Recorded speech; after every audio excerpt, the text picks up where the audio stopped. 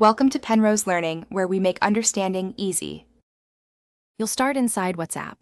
Open Settings now and follow Account Right Arrow Privacy. This gets you to the lock controls that govern Face ID for the app.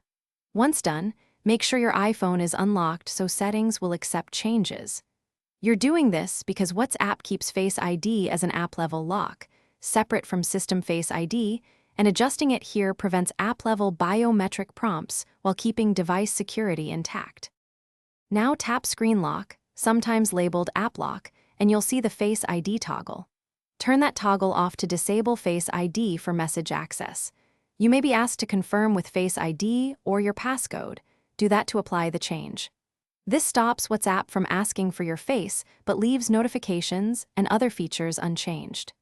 Make sure to review the Require Passcode timing if you want added delay protections. Finish by closing WhatsApp fully and reopening it to verify Face ID no longer appears. If you still see prompts, reboot the phone and check the setting again. Sometimes a restart clears the cache. Also inspect iPhone settings right arrow Face ID and passcode to ensure WhatsApp wasn't re-granted access at the system level.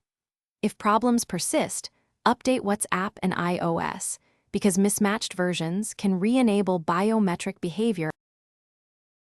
Thanks for watching. If this was helpful, leave a like and consider subscribing. See you next time.